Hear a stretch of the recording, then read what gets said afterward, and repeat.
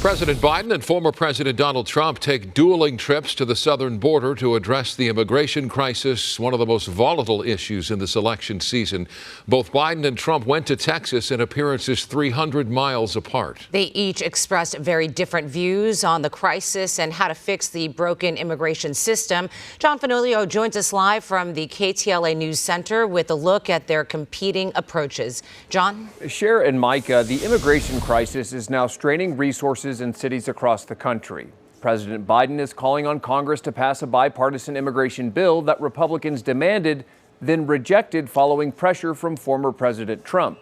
For his part, Mr. Trump is blasting Democrats and migrants, using increasingly dark and divisive language, but stopping short of proposing any kind of legislation to help solve the problem. A Texas showdown at the southern border between the president and the former president with vastly different messages. Folks, it's time for us to move on this.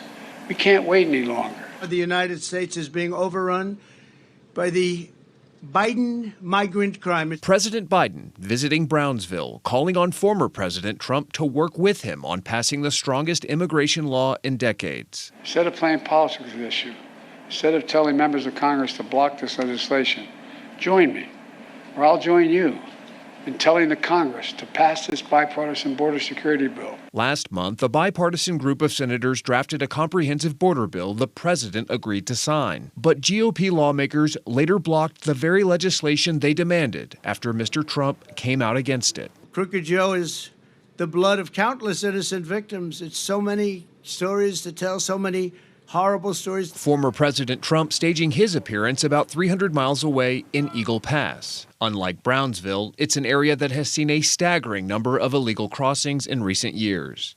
Mr. Trump blasting Biden for a border crisis he says has deteriorated under his watch. He's a terrible president, the worst president our country's ever had, probably the most incompetent president we've ever had.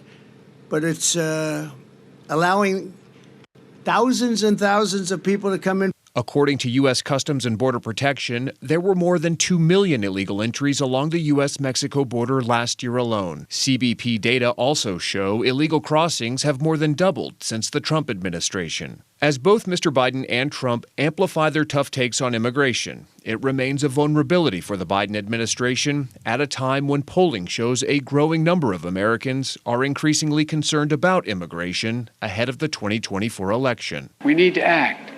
It's time for the speakers and some of my Republican friends in Congress who are blocking this bill to show a little spine.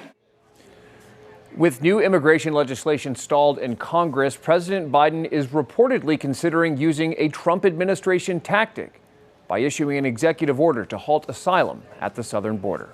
In the News Center, I'm John Fenoglio. Back to you.